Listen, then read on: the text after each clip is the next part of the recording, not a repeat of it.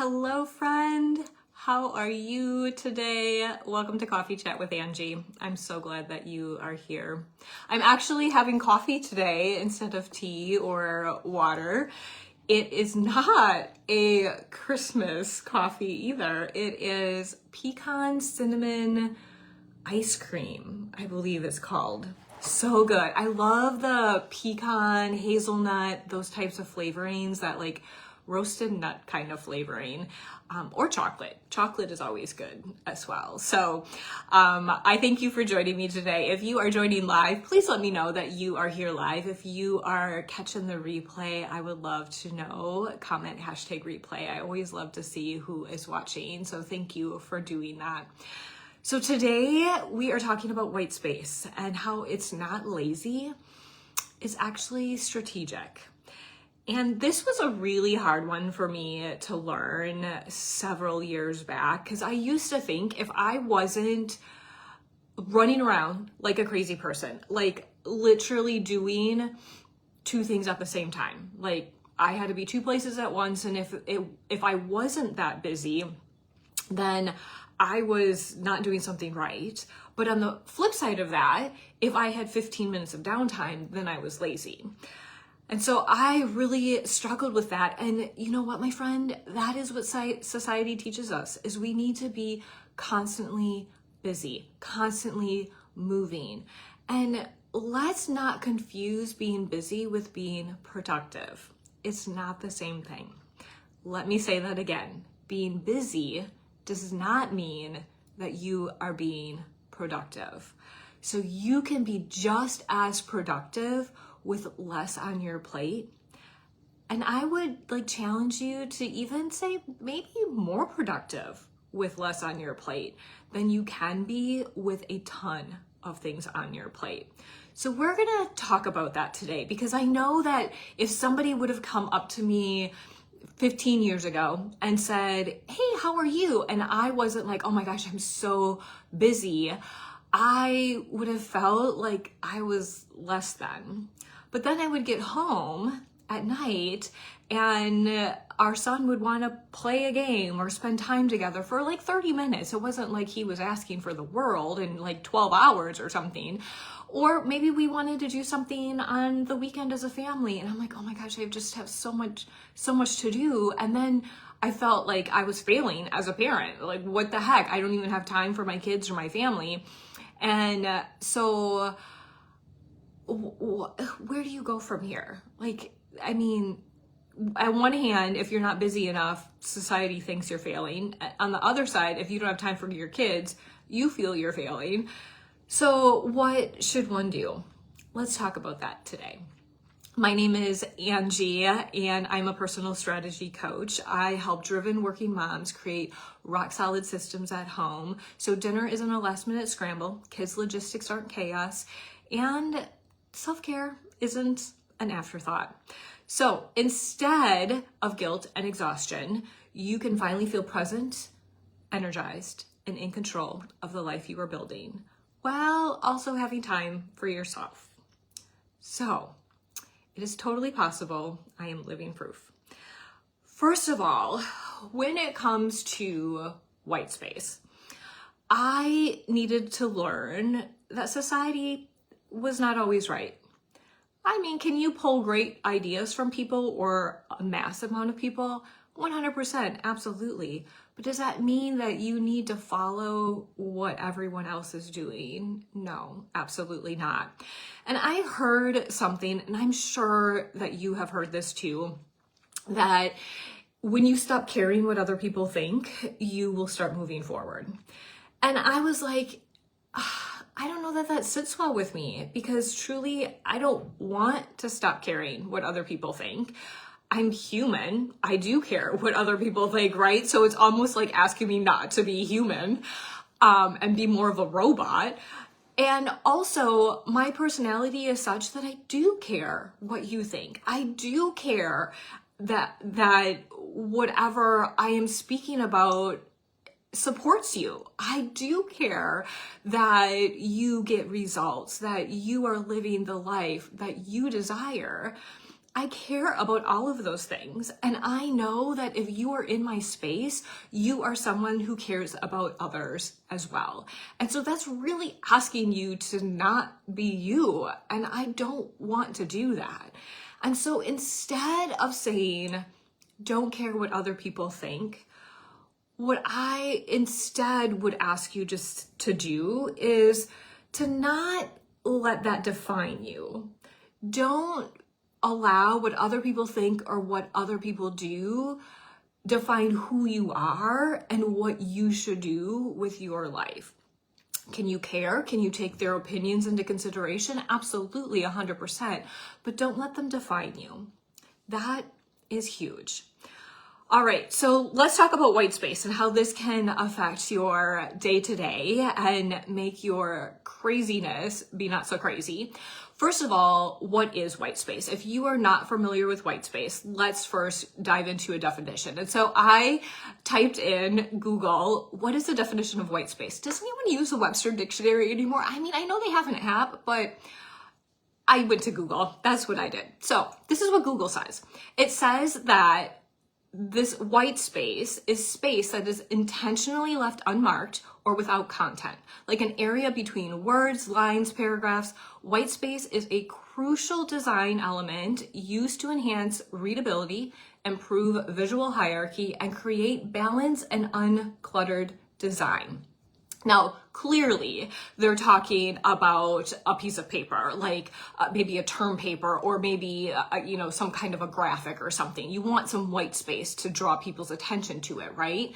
We're not talking about white space in that realm. We're talking about white space as far as it pertains to your calendar or your life. But this definition can absolutely be utilized. So white space, like I had just said, is for sure to create balance and unclutter your life, right? And it is intentionally left unmarked or without content. That part is really important. You do not want to put anything in white space. It is not for downtime. It is not for self-care. That is not what white space is for. It is left unmarked intentionally, okay? So what does that look like practically?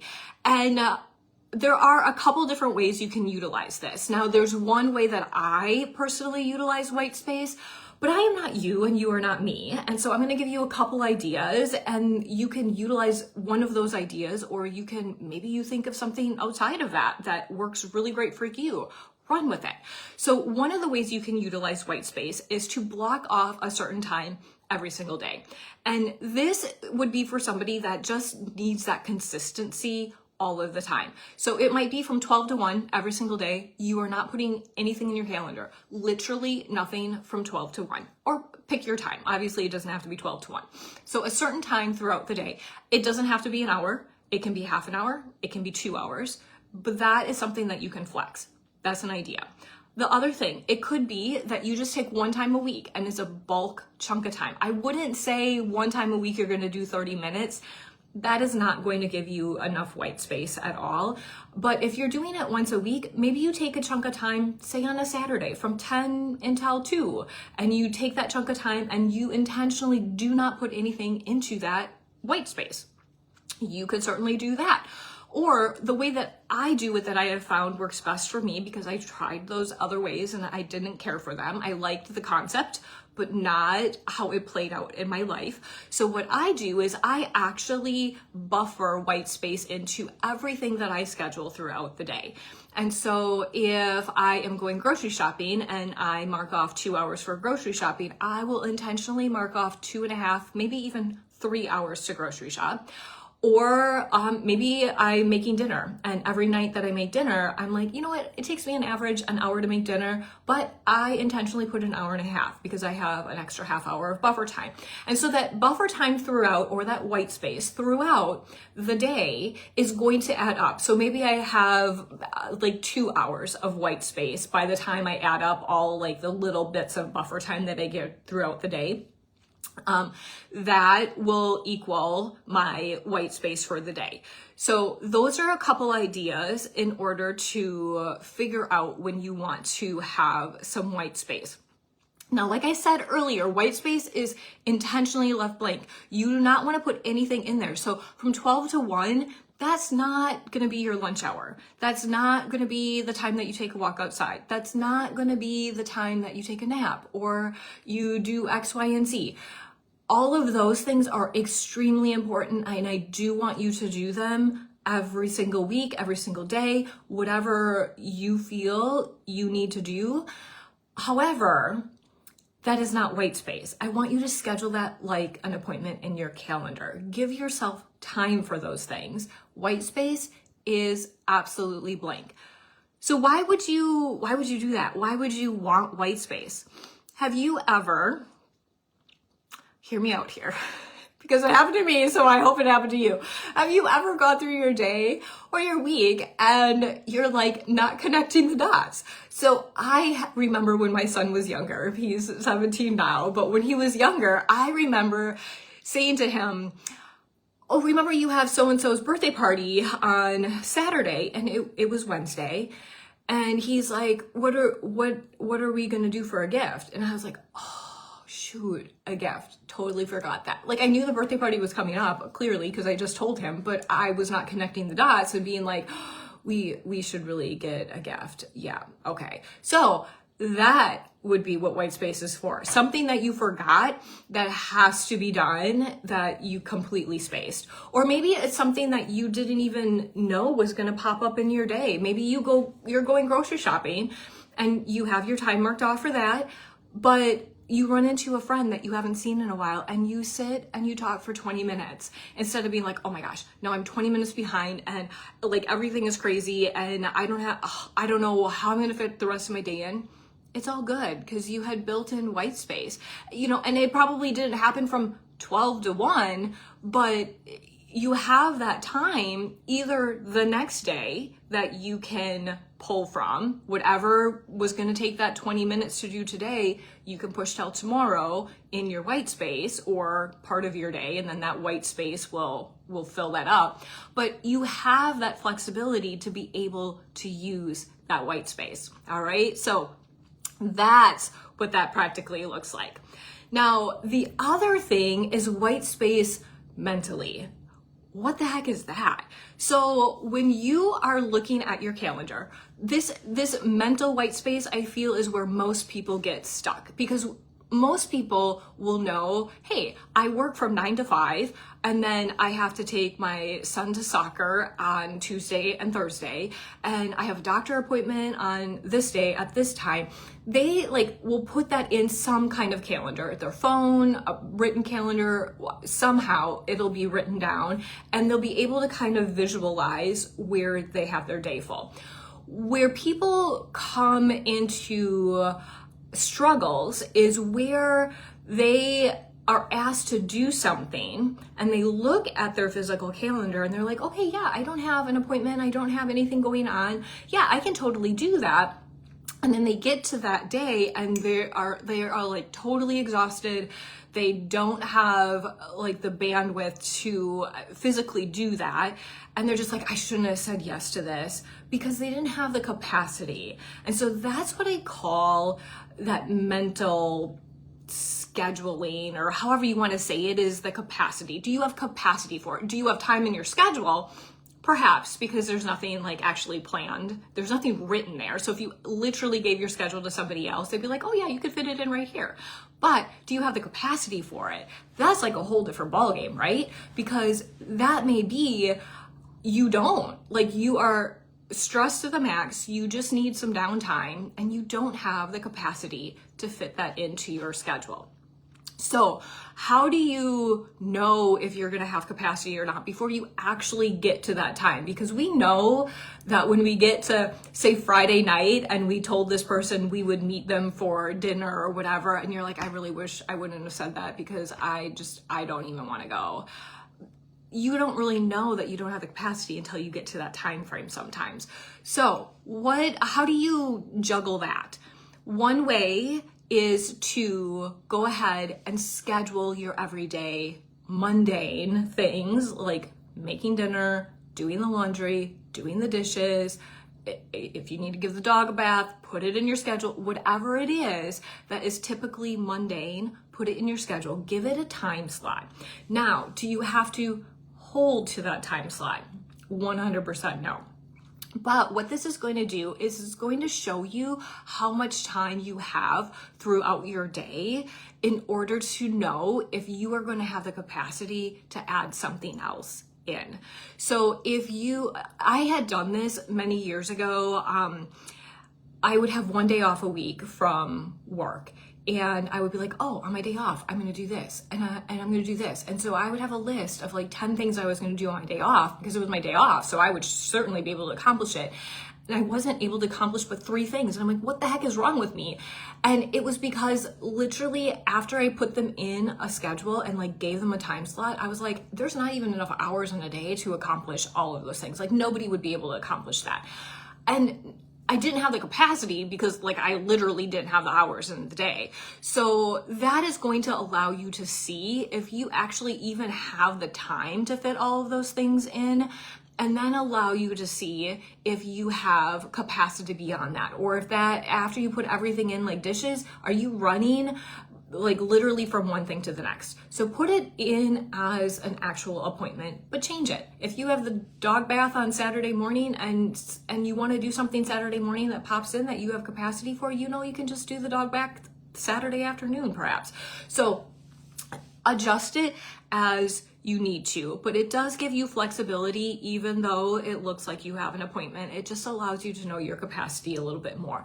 Another thing is just to pay attention. If you know by the time Friday night rolls around you are exhausted, then go ahead and not schedule anything on Friday nights. Know that that is just going to need to be downtime. You don't have the bandwidth to go ahead and add something in on Friday nights. Working all week, managing dinner, doing all of the things, your brain constantly moving, you just don't have the capacity to add one more thing in on Friday night. And so you just take that downtime and then you're back to being available on Saturday or not. Maybe it's not till next week. I don't know. That's up to you. So the third thing is sometimes that if you say yes to say 2 things during the week, that you tend to be okay with 2 things, but if you say yes to a third, it like throws everything off kilter. It's just way too much. Then just pay attention to that. Know that if you say yes to 2 things, you should typically be okay. And those 2 things normally take X amount of time during the week. That's fine. And then the third thing, just that you've met your limit. So either you say yes to that third thing, knowing you're going to be stressed out, you really don't have the capacity for it, or you say no so you can keep your sanity and decrease your stress, increase your health, increase family time, all of the things. So I encourage you to look at your white space for this past week. Did you have any? Is this a new concept to you? If it is a new concept to you, I encourage you to put it in next week. Or if you haven't been doing it, it's not a new concept, but haven't been doing it, put it in next week and see how it goes. Pick white space that you feel will work for you in whatever system that you feel you want to start with. Play it out for a week or 2 and then go back and look at it. That's one of the things about strategies that you implement, is to go back and check in with them. Do they work the way that you wanted them to? When you play things out in real life, it's very different than on paper. So look at that. Do you like the concept of white space? Is it decreasing the stress within your day, within your week? And if it is, but it just needs to be adjusted somehow, just adjust it, tweak it. If you need support with it, let me know. I'm here for you. All right, my friend, have a great week. I'll see you next time.